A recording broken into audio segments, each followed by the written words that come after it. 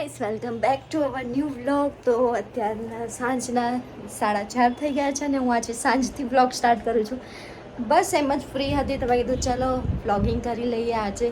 અને આજે પ્લાન અમે એવું બનાવીએ છીએ કે બહાર મૂવી પણ જોવા જઈએ. તો હવે જોઈએ શું ચાલી રહ્યું છે આગળ. હવે શું પ્લાન મીન્સ બનાવીએ છીએ.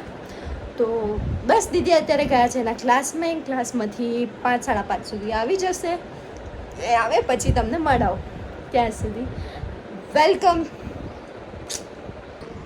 હેલો ગાઈસ, તો 6 વાગી ગયા છે અને દીદી હજી સુધી આવ્યા નથી. અને દીદીનો કોલ આવ્યો તો એને કીધું કે ખબર નહીં આઈ થિંક એ ક્યાંક છે યાર, કંઈક કરે છે, ક્લિયર બોલતા નથી અને કુસુર કરે છે, એવી રીતે વાત કરે છે. તો ખબર નહીં, કદાચ આઈ થિંક સરપ્રાઈઝ હોઈ બી શકે અને સરપ્રાઈઝ ના બી હોઈ શકે. હવે જોઈએ શું છે સરપ્રાઈઝ. તો દીદી આવશે એટલે હું તમને બતાડીશ. અને તમે એમ કહેતા શું ક્યાં કરે જ છે, તો બ્લોગિંગ કરે છે તો કેમ ઘડી ઘડી વાળ ખુલ્લા કરીને વાત કરે છે. તો હું એટલા માટે કરું છું, મેં આજે પહેર્યું છે સ્લીવલેસ અને ખરાબ ના લાગે એટલા માટે.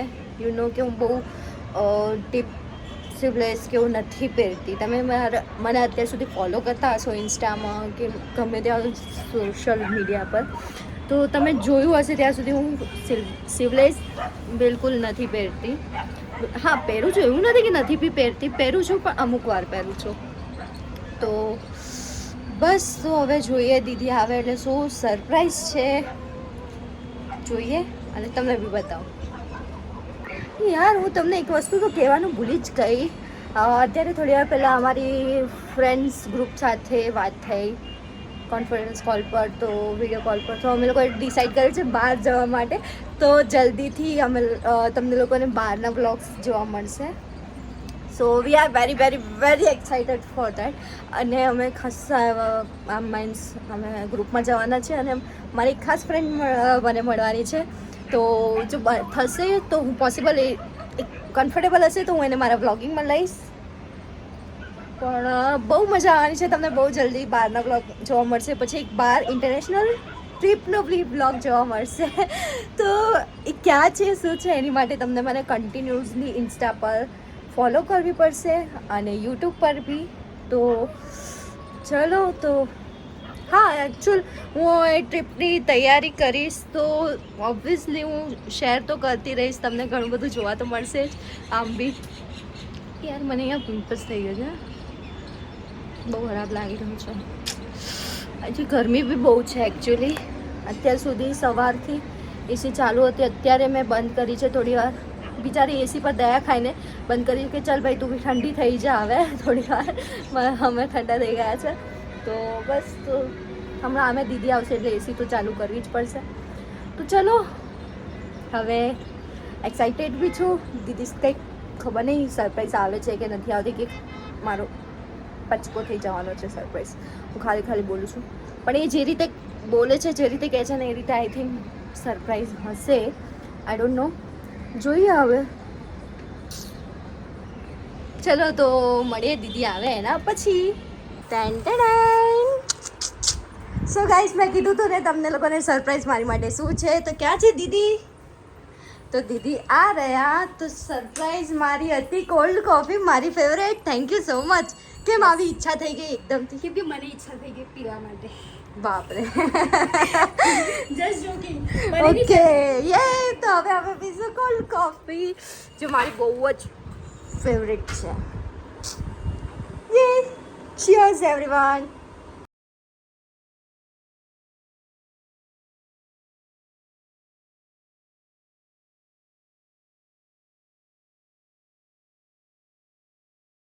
સો ગાઈસ, દીદી મહેંદી મૂકી રહ્યા છે. 1 મિનિટ. ને મહેંદી બહુ જ સરસ મૂકી રહ્યા છે, પણ હું થાકી ગઈ છું પૂરી. ખબર નહીં આ બ્રાઇડલ કઈ રીતે મહેંદી મુકાવતી છે. તમે તમારા મેરેજમાં કઈ રીતે બેસી રહ્યા હતા શાંતિથી? એકચ્યુઅલી એક્સાઇટેડ હતું બહુ બધું કે મારે મહેંદી મૂકવી છે, એટલા માટે થોડી વાર રહીને થઈ જ ગઈ હતી. હા, એ તો છે, થોડી વાર રહીને થઈ જ ગયું હતું ભાઈ. સિરિયસલી સો બહુ જ મસ્ત મહેંદી મૂકી છે ફિનિશિંગ સાથે. તમે જેમ કે આનાથી આગળવાળી ક્લિપમાં જોયું બહુ વાર લાગી યાર સિરિયસલી. આટલી મહેંદી મૂકવામાં આટલી વાર લાગે છે તો ફૂલ હેન્ડમાં કેટલી વાર લાગતી હશે. સો કાંઈ નહીં, ચલો મહેંદી મુકાઈ જાય એના પછી તમને બતાવું કે મહેંદી કેવી મૂકી છે, કેવી લાગી રહી છે. દેખાવામાં તો સારી છે પણ હવે જોઈએ. અને તમને બધાને ખબર છે મને મહેંદીનો એટલો બધો શોખ છે, ગાંડો શોખ છે. બહુ જ મહેંદી મુકાવું. અને જ્યારે મહેંદી મુકાવું ત્યારે કેવી મુકાવું દીદી? અરબી બરબી મુકાવું. અરબી કોઈ દિવસ ના મુકાવું નહીં હું. જ્યારે મુકાવું ત્યારે બ્રાઇટ જેવી મુકાવું અને પગમાં બી મુકાવું હું. હા નહીં હલું. ચલો હવે વધારે હલાશે એના કરતાં મળીએ મહેંદી મુકાઈ જાય પછી. મોર્નિંગ ગાઈસ, કેમ છો બધા? વેલકમ તો થઈ ગયું છે ઓલમોસ્ટ. તો આજે બીજો દિવસ છે. કાલે પછી કંઈ શૂટ કર્યું નહોતું, સવાર પડી ગઈ છે અને તમે કહેતા હશો સવારમાં આ સાડી કેમ પહેરી છે. તો નહીં, મેં રીલ શૂટ કરવા માટે નથી પહેરી. રીલ શૂટ ઓલમોસ્ટ થઈ ગઈ છે 2 દિવસ પહેલાં જ, અપલોડ બી થઈ ગઈ છે. આ તો હું જઉં છું આજે કાળી કંબોઈ મહાદેવના મંદિરે. તો મેં વિચાર્યું કે આજે સાડી પહેરીએ. તો સાડી પહેરી છે મેં, સરસ. કેવી લાગી રહી છે જો હજી રેડી થવાનું બાકી છે અને સારી લાગે છે ને. બસ તો ફટાફટ રેડી થઈ જાઉં. રેડી થઈને પછી મળું. સો ગાઈસ, હું રેડી થઈ ગઈ છું. જેમ કે તમને ખબર છે કે હું બહુ મેકઅપ નહીં નથી કરતી, એવી રીતે જ બસ નોર્મલ લાઇનર ને કરી નાખ્યું છે.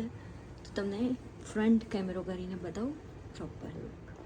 તો આ છે મારો પ્રોપર લુક. તો તમે જોઈ શકો છો મેં ખાલી બસ લાઇનર કરી છે ને મસ્કરા કરી છે અને લાઇટલી લિપસ્ટિક કર્યું છે. બસ તો હું રેડી થઈ ગઈ છું. હવે નીકળું એટલે તમને લોકોને ચાલતા બી મારી સાથે હું તમને બતાવું.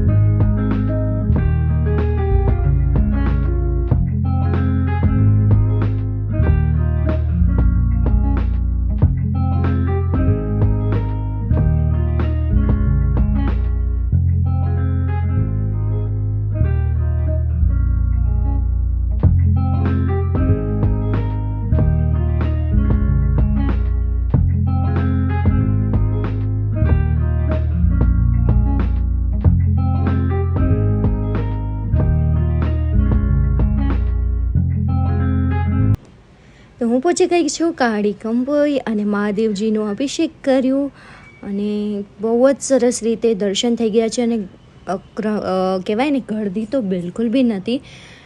અને અમાસના દિવસે બહુ ગળદી હોય છે એટલે માટે. અને વચ્ચે જઈએ તો એકદમ શાંતિથી દર્શન થાય. આ મહાદેવ અહીંયા મંદિરે મહારાજ જે દેખાય છે એમને સરસ રીતે દર્શન કરાવી દીધા હતા અભિષેક. તો મસ્ત રીતના એન્જોય કરી રહી છું. બહાર નદી છે તો મસ્ત રીલ બનાવી છે. અને બસ તો મળીએ હવે નવા વ્લોગમાં. Thank you.